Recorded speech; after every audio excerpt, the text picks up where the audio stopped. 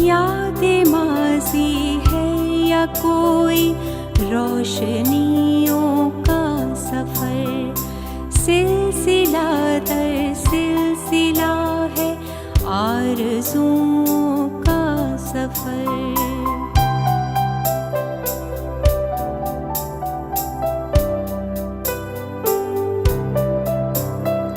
कितने मौसम आए ठहरे और पुकारे चल दिए, छोड़ कर तन्हा हमें किसके सहारे चल दिए।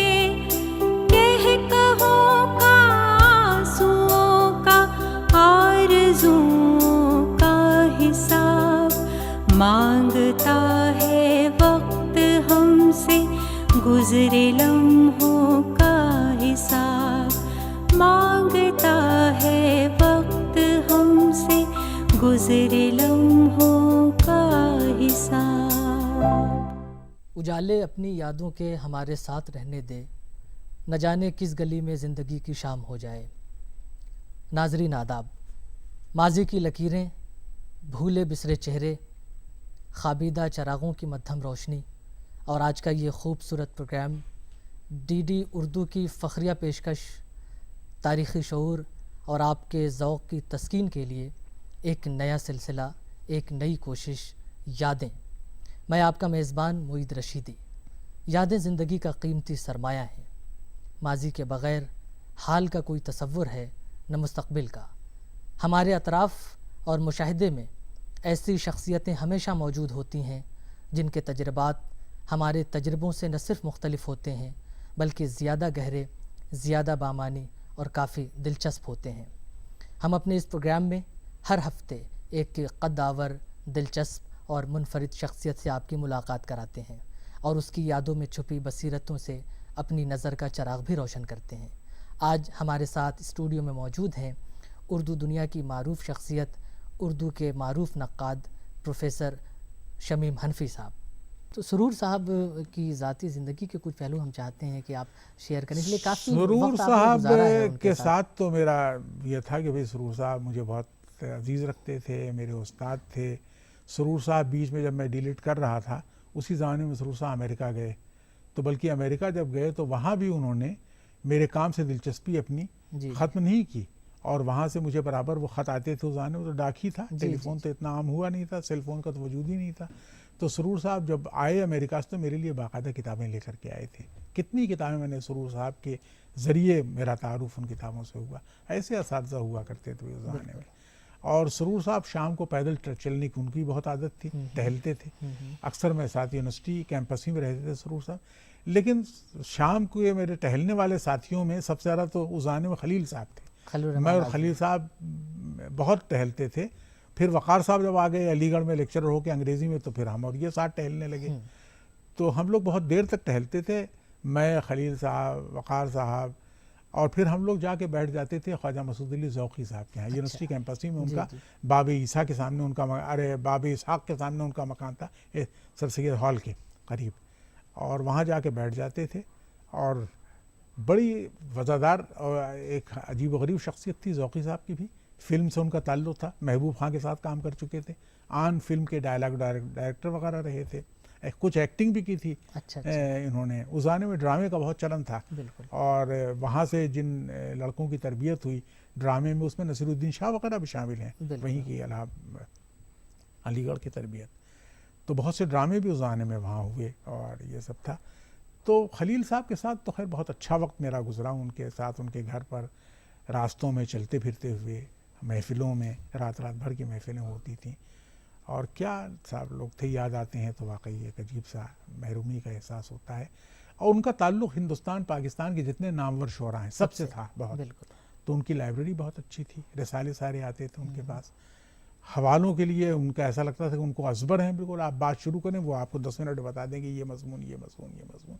उस ज़माने में आज की तरह का, एक तो आज के अदीबों की तरह उजलत पसंदी नहीं थी इतनी, लोग अपने काम में मगन रहते थे, इस पर फिक्र कम होती थी कि शोहरत फ़ौरन मिल जाए। दूसरी चीज़ ये थी कि उस ज़माने में थोड़ी सी आला ज़रफ़ी मुझे ज़्यादा दिखाई देती थी, अपने मासरीन का जिक्र भी लोग करके खुश होते थे। और तो खलील साहब के यहाँ तो ये बहुत थी ये बात, और बहुत उम्दा माहौल था उर्दू डिपार्टमेंट में भी वहाँ पर। खुर्शीदुल इस्लाम साहब थे, खुर्शीद साहब उस ज़माने में लंदन गए हुए थे, बल्कि उन्हीं की जगह पर मेरा तकर्रुर हुआ था लीव वैकेंसी में। बाद में फिर खुर्शीद साहब आ गए। खुर्शीद साहब आने के कुछ ही दिनों के बाद फिर मैं दिल्ली आ गया, जामिया आ गया। मैं जामिया आया मैं तो मैंने दिल्ली मुझे पसंद था हमेशा से।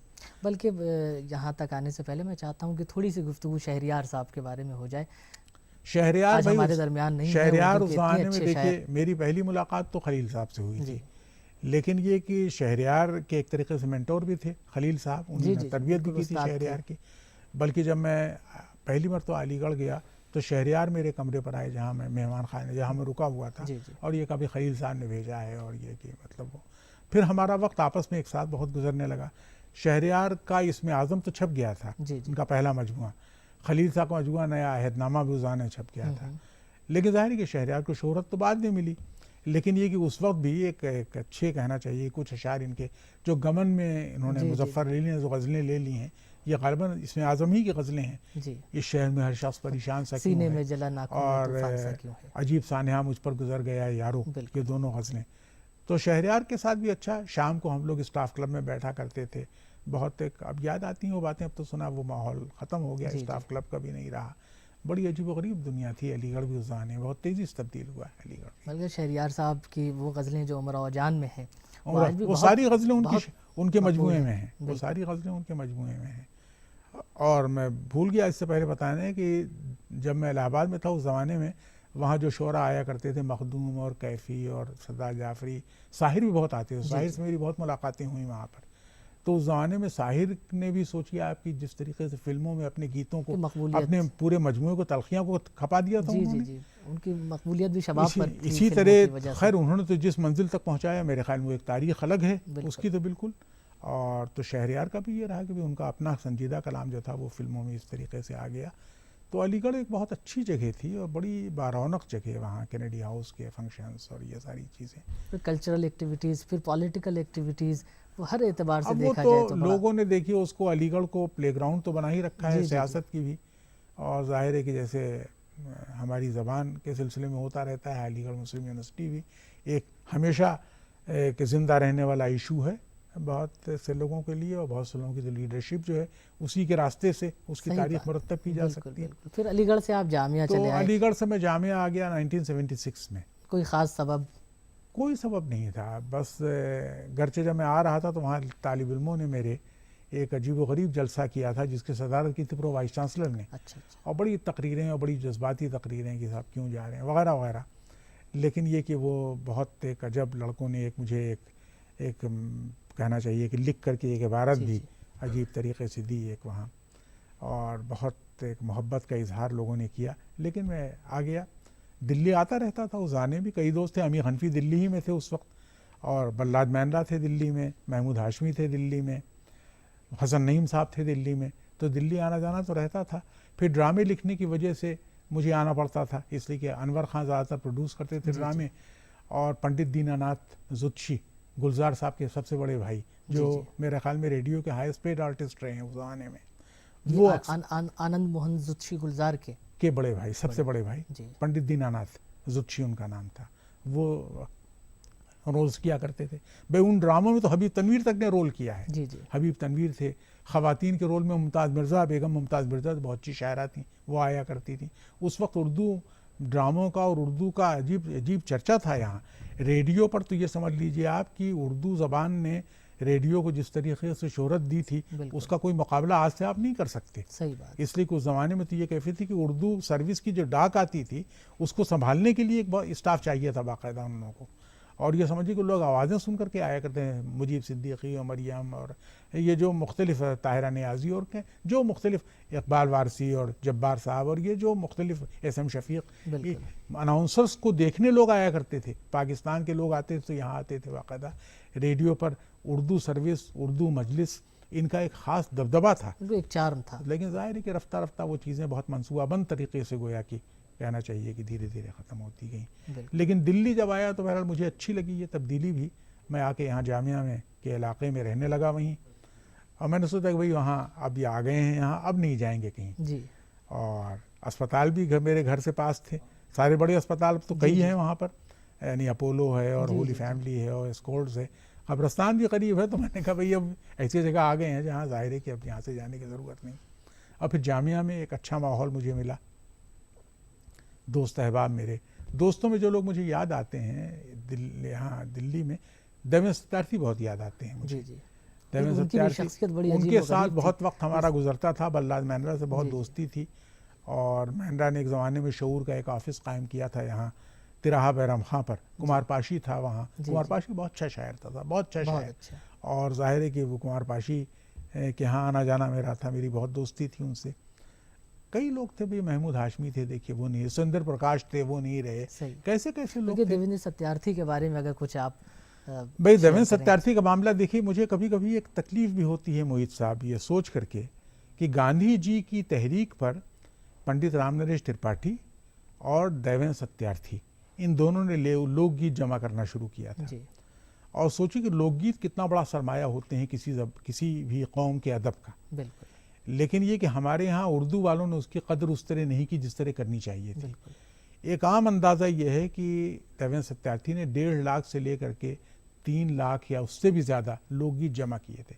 उस वक्त सोचिए रिकॉर्डिंग की आसानियाँ नहीं थी जो अब हासिल आज हो है, गई हैं। बिल्कुल। लेकिन ये कि देवेंद्र सत्यार्थी, पैदल चलने वाला आदमी, लंबी दाढ़ी, उसका एक ढीला ढाला कोट, बगल में कागजात का पलंदा दबा हुआ, और एक टैगोर से मिलती जुलती शक्ल उसकी। बिल्कुल। बड़ा एक बहुत ही खुशशक्ल आदमी थे सत्यार्थी जी, और हर तरफ नज़र आते थे। अपना जाहिर है कि लोग उनसे लिबर्टीज़ भी लेते थे, ये सब था। लेकिन मुझे वो बहुत याद आते हैं, और मेरा ख्याल है कि उनकी बहुत कदर करनी चाहिए थी हिंदुस्तानी हुकूमत को, और दिल्ली में उनकी यादगार होनी चाहिए थी। बिल्कुल। ऐसा आदमी तो अब पैदा होने का नहीं जिसने इतना लोक अदब की इतनी खिदमत सही की। बात है। भाई उर्दू में, हिंदी में, पंजाबी में, अंग्रेज़ी में, कितनी ज़बानों में एक साथ वो लिखते थे। मीरा जी से भी बड़े अच्छे उनके मीरा जी से उनके लाहौर ताल्लुकात में बहुत थे, मंटो से उनके मंटो ताल्लुकात, से, मंटो ने एक अफसाना भी उन पर लिखा था, इन्होंने भी जवाब उसका लिखा था, तो वो थे। और फिर सुंदर प्रकाश था अफसाना निगारों में यहाँ पर, जो बाद में बॉम्बे जाके जी, बस जी। गए, वहाँ भी हमारी मुलाकातें होती रहीं। हमारे दोस्तों महमूद हाशमी थे, आज वो भी हमारे हसन दरमियान। नईम जी, थे जी। जो अब नहीं रहे, कैसे अच्छे शेर कहते थे वो भी। रिफत क्योंकि सरोज एक साहब थे सबसे उर्दू बहुत मजलिस में। एक बड़ा अहम नाम उर्दू फिक्शन का, उर्दू नावल का, कुर्तुलैन हैदर, जिन्हें दुनिया देखिए जानती उनसे है, तो उनके हम लोग नावल आग का दरिया। उनसे तो हमारा ज़ाती ताल्लुक़ बहुत रहा है, इसलिए कि ऐनी आपा का मामला ये रहा कि हमारे करीब तरीन दोस्तों में एक जी, तरीके से रहीं वो। बल्कि मेरे लिए इज़्ज़त की बात है ये समझना कि वो बिल्कुल। उनसे ये ताल्लुक़ था हमारा। वो शुरू में आके हमारी कॉलोनी में रहीं, एक मकान उन्होंने फ्लैट वहाँ किराए पर लिया मेरे पड़ोस में, जी। वहाँ रहती थी। बल्कि शुरू में जब आई तो जब उनके घर में सफ़ेदी हो रही थी तो उन्होंने कहा भाई चंद दिन हमें एलर्जी है चूने की बू जी, से, जी। तो हम यहीं तुम्हारे यहाँ ठहरते हैं। मैंने कहा ठीक है। तो वहाँ वो रहीं, और हर वक्त का आना जाना, मिलना मिलाना। ऐनी आपा की तो बड़ी गैर मामूली शख्सियत, भाई ऐसी शख्सियत हिंदुस्तानी अदब की तारीख़ में अब पैदा होने की नहीं है। यानी जिस तरह कह लीजिए आप आज जिक्र करते हैं आप महादेव वर्मा का, सुभद्रा कुमारी चौहान का, कुर्तुलैन हैदर का, बिल्कुल। या ये कि इस वक्त हमारे यहाँ महाश्वेता देवी हैं मिसाल के तौर पर, तो ये एक बड़ी गैर मामूली शख्सियतें रखने वाली ये ऐनी आपा तो एक बड़ी जिंदा दिल और बड़ी शगुफ्ता मिजाज, अपनी तहरीरों में बहुत हंसती थी। ये सोच करके लोग समझते हैं बड़ी दुखी, बड़ी तनहा ज़िंदगी गुजारना उनका अपना इंतखाब था। लेकिन ये कि वो बहुत अच्छी दोस्त थी, बहुत गैर मामूली उनको दस्तरस हासिल थी अंग्रेज़ी पर, और ज़ाहिर है कि वो जिस बेतकल्लुफ़ी के साथ उर्दू लिखती थी वैसे अंग्रेज़ी लिखती थी। बल्कि ज़बान, तहज़ीब, इम्प्रिंट अदब, की जो तुम्हें एडिटर विरसे में रहीं, ये चीज़ें मिली थी। इम्प्रिंट की एडिटर रहीं, और इलस्ट्रेटेड वीकली से उनका ताल्लुक़ रहा, टाइम्स ऑफ इंडिया बहुत दिनों तक उन्होंने काम किया। तो ये सब वो रहा। अच्छा, वो कुर्तुलैन हैदर फिर पाकिस्तान चली गई, वहाँ कुछ वक्त गुजारा, फिर वहाँ से हिंदुस्तान चली आई, तो ये क्या मामलात रहे हैं? अब देखिए मैंने कभी उनसे पूछा तो नहीं, ज़ाती मामलात में जब तक जितना कोई बता देता है मैं सुन लेता हूँ। लेकिन ये कि मेरे ख्याल में जो कहानियाँ मशहूर की गई वो गलत हैं। अच्छा। ऐनी आपा का बयान है कि पाकिस्तान में उन पर कोई सितम नहीं हो रहा था। जी। आग का दरिया उन्होंने लिखा 1958 में गालिबन शाया हुआ था जी। आग का दरिया। तो जाहिर है कि वो उससे तो दो कौमी नज़रिए के तसव्वुर पर एक ज़रब पड़ती है उस नावल से, या जिस तरीके से उन्होंने 2500 साल की तारीख़ को अपना जब हवाला बनाया है, पस मंज़र बनाया है, तो पाकिस्तान में बहुत से लोगों ने पसंद तो नहीं किया होगा, उसके ख़िलाफ़ मज़ामिन भी लिखे, मुज़फ़्फ़र अली सैयद ने, इन लोगों ने।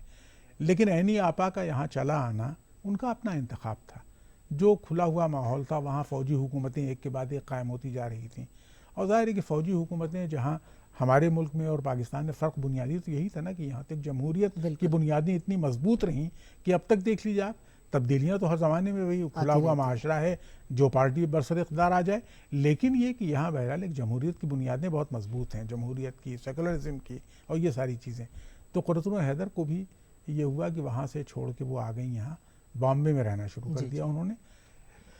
तो उनका कहना यह है कि कोई मजबूरी नहीं थी उनके साथ, यानी यहाँ से ये नहीं कि वहाँ रहती तो गिरफ्तार हो जाती, ये महज एक तरीके इबारत आराई और किस्सा कहानी है ये सब। बिल्कुल।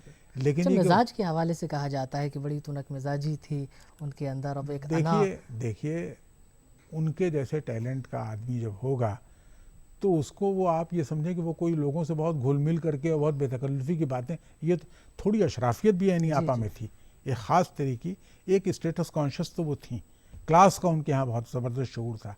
वो ज़ाहिर है कि जब कोई चीज़ ख़रीदती थी, मुझे अब भी याद है कि सोफ़ा उन्होंने ख़रीदा था, मुझसे कहा कि भाई ये LMC तो नहीं लग रहा, LMC के माने लोअर मिडिल क्लास तो नहीं लग रहा। तो ये गोया कि ये सब इसलिए कि भाई उन्होंने एक आरामदेह ज़िंदगी गुजारी थी, उनके वालिद भी बहरहाल एक अच्छे मुमताज़ हैसियतों से अंदर हमने काम किया। अफसाना निगार थे, अलीगढ़ यूनिवर्सिटी के रजिस्ट्रार थे, सिविल सर्वेंट रहे एक ज़माने में। उनके सारे रिश्तेदार यानी आबा के बहुत दुनिया में अच्छी जगहों पर, अच्छे मुल्कों में बहुत एक रहा, तालीम की तरफ एक बहुत मुमताज़ ख़ानदानों में से वो एक ख़ानदान उनका था। तो यानी आपा के यहाँ वो लोग समझें कि वो बेतकल्लुफ़ी से लोगों से तो वो तो नहीं था उनके यहाँ, लेकिन एक बहुत अच्छी बड़ी मेहमान नवाज़, बड़ी अच्छी गुफ्तगू करने वाली, बड़ी खातिर तवाज़ो उनके यहाँ होती थी। और मुझे तो याद है कि जब तक यानी आपा रहीं दिल्ली में ग़ालिबन वाहिद घर था उनका यहाँ अदीबों में जहाँ पर कम से कम लोगों को जमा कर लेती थी वो और ख़ुश होती थी। हमारे घर कभी ऐसे कोई तकरीब होती थी, कोई पाकिस्तान से आया, कोई अदीब आया, कोई ये हुआ, तो यानी आपा तो हमेशा ही मौजूद रहती थी, हम भी उनके यहाँ हमेशा रहते थे। बिल्कुल। तो ये सब खूबियाँ उनमें बहुत थी और वो बहुत याद आती हैं। बड़ी जिंदा दिल शख्सियत थी उनकी, हंसी मजाक और एक मतलब बहरहाल उनका, लेकिन ज़ाहिर है कि वो बेतकल्लुफ़ सोहबतों में, जहाँ वो एक ये भी था कि जहाँ उन पर चुप लग गई तो चुप लग गई, आप घंटों बैठे रहिए बात नहीं करेंगी, लेकिन यह था कि अगर उनकी पसंद के लोग हों तो ज़ाहिर है कि यानी आपा को बातें करने में बड़ा मज़ा आता था। कि अदब तो खैर मोहब्बत तक़सीम करने का एक वसीला है और अदब के लिए सरहदें कोई मानी नहीं रखती।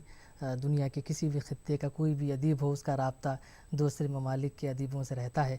आप हमेशा पाकिस्तान की महफ़िलों में, वहाँ के कॉन्फ्रेंसेस में आप शिरकत करते रहते हैं, वहाँ आपको बहुत पढ़ा जाता है, बहुत आपसे मोहब्बत करने वाले लोग वहाँ मौजूद हैं और अक्सर आप जाते रहते हैं। वहाँ कई अदीब ऐसे हैं जिनसे आपके बड़े गहरे मरासिम रहे हैं, लेकिन आज वो हमारे दरमियान नहीं है। एक नाम मुझे याद आता है वज़ीर आगा साहब का। देखिए, उर्दू तो मेरे लिए वसीला ये ज़बान बन गई पूरी दुनिया को देखने का। मैं जर्मनी, यूरोप मतलब का इलाक़ा और उसके बाद अमेरिका और वहाँ की यूनिवर्सिटियाँ और मुख्तलिफ़ यानी बहरहाल ममालिक और फिर पाकिस्तान तो खैर बिल्कुल ऐसा लगता है कि भाई कल तक हमारा आंगन था, घर आंगन वाला ताल्लुक़ है बिल्कुल उसमें। तो अभी भी पिछले हफ्ते में गया था पाकिस्तान, वहाँ कॉन्फ्रेंसें होती हैं। अच्छी बात यह है कि एक जो बड़ी रवायत है हमारी तहज़ीब की, जिसको हम पूरे सब कॉन्टिनेंट की रवायत, बर सग़ीर की रवायत कहते हैं, जिसमें हिंदुओं मुसलमानों का बराबर का हिस्सा रहा है, तो ज़ाहिर है कि उसका चिराग जहाँ भी जल रहा हो वो हमारा चिराग है, उससे जो रोशनी पैदा हो रही है वो हमारी रोशनी है। तो हमें तो अच्छा लगता है। और मेरे दोस्तों में ज़ाहिर है कि जो पाकिस्तान, तो सबसे करीबी दोस्तों में मेरे इस वक्त इंतज़ार साहब हैं, वहाँ पर लाहौर में रहते हैं, कराची में हैं, आसिफ फर्रुखी हैं, अजमल कमाल हैं, ये लोग हैं, बहुत से लोग हैं, अफजाल अहमद सैयद हैं, लेकिन वो लोग जो आज हमारे दरमियान नहीं तो जो लोग हमारे दरमियान नहीं है, देखिए ऐसे लोगों की तादाद। अफसोस तो यही होता है कि उम्र के ख़ास मरहले में दाखिल होने के बाद मोहित साहब अपने जहन को इसके लिए तैयार कर लेना चाहिए कि आज हम ख़बरें सुन रहे हैं, कल हमारी ख़बरें सुनी जाएँ, इसी तरह की वो ख़बर सुनी जाएगी। देखते देखते कितने लोग बिछड़। पहली मरतबा जब मैं पाकिस्तान गया तो जो अदीब मुझे थे उनमें कितने लोग अब नहीं रहे, बहुत से लोग नहीं रहे, 1 दर्जन से ज़्यादा उनकी तादाद है। भाई सलीम अहमद तोज़ाने, अहमद बशीर तोज़ाने में, मिर्ज़ा अदीब तोज़ाने, बहुत से लोग थे। अब ज़ाहिर है कि शोहरत बुखारी नहीं। तो अब मैं जाता हूँ वहाँ तो ज़ाहिर है कि मुझे एहसास होता है कि भाई वज़ीर आगा साहब जब जाता था मिलते थे, बिल्कुल सरगोधा से आते थे लाहौर कभी कभी तो, और ये कैफियत थी कि उनके घर पर एक नशिस्त होती थी, एक बड़ी ज़ियाफ़त का एहतमाम होता था, हमारे एक बड़े अजीज़ दोस्त थे अनीस नागी, जी जी, जो उर्दू का शायर की हैसियत से, बहुत ही नक्काद अनोखा की अदीब, हैसियत से। जनाब जदीद अदब की वो तारीख ना होती अगर अनीस नागी ना होते। बिल्कुल, देखिए अनीस नागी, जीलानी कामरान, इफ्तिखार जालिब, अगर ये 3 आदमी ना होते तो जदीद शायरी की ये तारीख नहीं हो सकती बिल्कुल। जो आज आपके सामने है। बिल्कुल, इत्तेफाक से तीनों अब नहीं है, तीनों हमारे दोस्त थे। अनीस नागी ज़ाहिर है कि अभी रुखसत हुए और जी, क्या जी। मौत आई है साहब कि लाइब्रेरी में बैठे बैठे पढ़ते पढ़ते एक आदमी अचानक चुप हो जाता है और मालूम हुआ कि साहब वहीं उसकी जान निकल गई। तो बहुत गैर मामूली था। उन्होंने फ़िक्शन भी लिखा है, शायरी भी की है, तनकीद भी लिखी है। बिल्कुल, थोड़े उलझे हुए आदमी थे, मुतनाज़े बहुत रहे, उनकी राहें बहुत शदीद हुआ करती थीं, लड़ाई लोगों से बहुत करते थे, ये सब था। तो लेकिन और हमारे दोस्तों, भाई ज़फ़र इक़बाल साहब हैं आजकल बहुत मुतनाज़े हो जी, रहे जी, हैं, जी। लेकिन अभी भी हम गए थे तो हमारी बड़ी लंबी गुफ्तगू उनसे हुई, मुलाकात तो नहीं हो सकी लेकिन टेलीफोन पर बात हुई थी उनसे। अहमद मुश्ताक हमारे दोस्त हैं जो अब वहाँ रहते हैं, ह्यूस्टन में, अमेरिका में हैं। हम अमेरिका गए थे। कि आगा साहब की शख्सियत बड़ी सुलझी वज़ीर हुई, आगा बहुत सुलझी हुई वज़ीर आगा शख्सियत। साहब तो बड़े यहाँ भी आ चुके, जी, दिल्ली 2-3 बार आए वो, जब भी आए तो गरीब खाने हमारे घर भी आए और वज़ीर आगा साहब से बड़ा ताल्लुक़ था हमारा। हमने बल्कि शुरू में जब लिखना शुरू किया उस वक्त जो रिसाले निकल रहे थे, फ़नून में और औराक़ में बहुत लिखा उस ज़माने में, तालिब इल्मी के ज़माने में शुरू कर दिया था फ़नून जब निकला था। तो वज़ीर आगा साहब से बड़ी दोस्ती भी रही, बड़े वज़ादार आदमी थे, अदब में डूबे हुए। बिल्कुल, बाकी देखिए अब ये सब कि लोगों ने कि साहब बड़े मतमुवल होना कोई ख़राबी की बात तो नहीं है। यही है कि हल्के, अब ये सब देखिए मुझे गरोह बंदी और सियासत और साजिश और इन सब बातों से तो मुझे नफ़रत हमेशा से रही है। बिल्कुल। और लेकिन ये कि आपकी दोस्तियों को तो एक हल्का बनते ही है, आप जहाँ भी रहेंगे एक दोस्तों का हल्का हम ख्याल लोगों का बन जाता है। तो वज़ीर आगा साहब की अब वहाँ उनके झगड़े लड़ाइयाँ क्या थी, इख्तिलाफात क्या थे, उससे मुझे कोई दिलचस्पी नहीं, लेकिन एक मुझे तो इससे दिलचस्पी है कि वो अदब के आदमी थे और एक बहुत एक कहना चाहिए कि एक मजबूत रवायत जो जदीद अदब की जो उन्होंने कायम की है, तो ज़ाहिर है उसको हमेशा, वो शायर बहुत अच्छे थे, नक्काद बहुत अच्छे थे और इसके अलावा भी कई ज़बानों में उनकी बतौर इंसान बहुत अच्छे थे। और बल्कि आखिरी मुलाकात तो मेरी उनकी मौत से कहना चाहिए कि कोई 6-7 महीने पहले मैं गया था, तो उस मौके पर, बल्कि नहीं 6-7 महीने से भी शायद कम मुद्दत थी, मेरा एक लेक्चर था वहाँ ओरिएंटल कॉलेज में, Abdullah memorial, doctor Syed Abdullah memorial lecture वहीं इंस्टीट्यूट किया गया था, पहला लेक्चर था वो।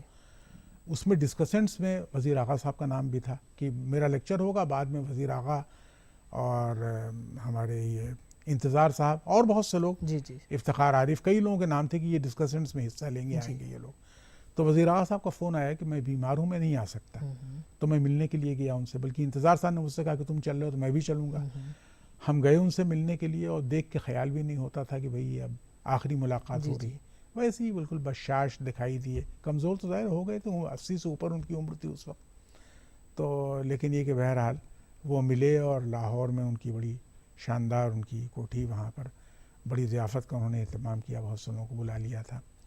तो ये हमारी आखिरी मुलाकात थी वज़ीर आगा साहब से। ऐसी कई शख्सियात हैं जिन पर गुफ्तगू करने की गुंजाइश है, बड़ी दिलचस्प शख्सियात हैं और ज़ाहिर है हमारे पास वक्त कम है, हम सब पर गुफ्तगू नहीं कर सकते। चलते चलते हम ये चाहते हैं कि सरदार जाफ़री साहब से भी आपके बड़े देखिए जाफ़री साहब का मामला यह है, जाफ़री साहब से हमारा ख़ास ताल्लुक़ बहुत ज़्यादा मिलना जुलना तो नहीं, बम्बई में रहते थे वो, लेकिन उनसे दोस्ती का आगाज़ उस एक तरह से कहें न्याज़मंदी एक बहुत उस वक्त हुई जब बॉम्बे में सुरूर साहब हर साल अखबार पर सेमिनार किया करते थे, उसमें बुलाते थे जाफ़री साहब को भी, मुझे हमें भी बुलाया।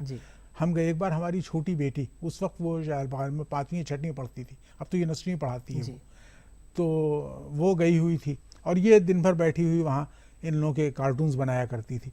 तो जाफ़री साहब से बहुत दोस्ती हो गई उसकी, बल्कि जाफ़री साहब अपने इंतकाल से पहले कई बार यहाँ आए दिल्ली, तो जब मिलते थे तो मुझे एक लिफाफा फ़ौरन, भाई ये सीमी को दे देना। मैंने कहा क्या है, तो कहने चॉकलेट है इसमें।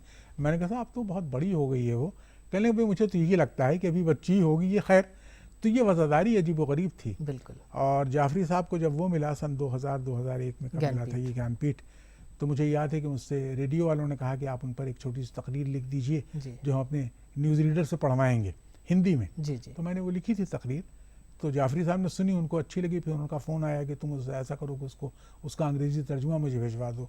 तो ये सब, तो इस तरह ताल्लुकात उनसे बढ़। जब मैं बम्बई गया कभी, तो वहाँ ज़ाहिर के मजरूह साहब के यहाँ कई बार ऐसा हुआ कि मुलाकात वहाँ होती थी, ख़ुद जाफ़री साहब के घर पर भी। और बड़ी एक पुरानी शराफत और वज़ादारी ऐसी थी उन लोगों में कि उसका वाकई हम लोग को सबक उससे लेना चाहिए। कैसे एक दूसरे के लिए की फ़िक्र करते थे, एक दूसरे से किस तरीके से क़ुर्बत का इजहार करते थे और कैसे लायक लोग थे। और सोचिए कि इन लोगों ने ज़िंदगी में भाई कलम ही को अपना ज़रिया बनाया, कोई ऐसी बात नहीं कि उन्होंने जिस पर शर्मिंदा हो सकें कभी। और ये सब तो जाफ़री साहब बड़े गैर मामूली लोगों में थे। और क्या था उनकी खिताबत, उनका बोलना। मुझे तो वहाँ टेक्सास यूनिवर्सिटी में गया था तो वहाँ मुझे लोगों ने बताया कि जाफ़री साहब को बुलाया था उन लोगों ने, गालिबन हार्वर्ड भी गए थे वो, और वहाँ जो लेक्चर्स उन्होंने दिए तो अब तक लोग याद कर रहे थे उन्हें। क्या बात। और तो एक बहुत पढ़े लिखे शायर, वो हमारे तरक्की पसंद शायरों में गालिबन सबसे ज़्यादा मुमताज़ इंटेलेक्चुअल थे वो हमारे ज़माने। बड़ी गहरी बसीरत थी, बड़ी गहरी बसीरत। उन्होंने नस्र जो लिखी है शायरी के साथ साथ वो भी बहुत शगुफ्ता, बहुत अच्छी। उनकी किताब जैसे पैगम्बरान सुखन है जिसमें मीर नज़ीर और मीर और गालिब और कबीर पर मज़ामीन हैं उनके, तो ये बहुत गैर मामूली इन लोगों का काम। बहरहाल यादें तो भाई इतनी, मोईज़ साहब क्या बताया जाए कि ये तो एक अजीब ऐसी रह गुज़र है जिसका कहीं ख़ात्मा नहीं। जिस तरह चिराग से चिराग जलता है उसी तरह मामलात भी मुंतकिल होते हैं, ताल्लुकात भी मुंतकिल होते हैं, शफ़क़तें भी मुंतकिल होती हैं। तो ये एक सिलसिला है जो चलता रहता है और ये चलता रहेगा।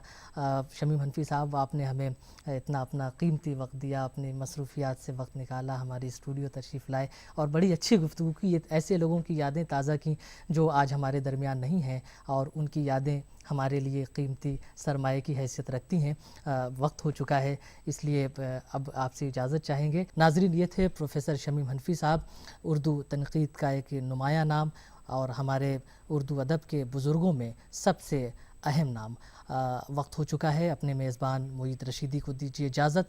फिर मिलेंगे आइंदा हफ्ते एक नई शख्सियत और उससे जुड़ी कुछ अहम, कीमती, दिलचस्प और रंगारंग यादों के साथ। तब तक देखते रहिए DD उर्दू, एक चैनल, एक तहरीक। यादें माज़ी है या कोई रोशनियों का सफ़र, सिलसिला दर सिलसिला है आरज़ुओं का सफ़र।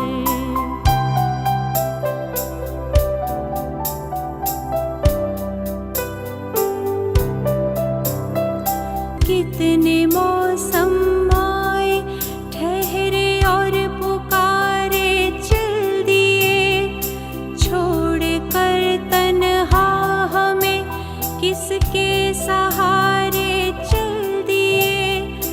कह कहो का आंसुओं का, आरज़ुओं का हिसाब मांगता है वक्त हमसे, गुज़रे लम्हों का हिसाब मांगता है वक्त हमसे, गुज़रे लम्हों का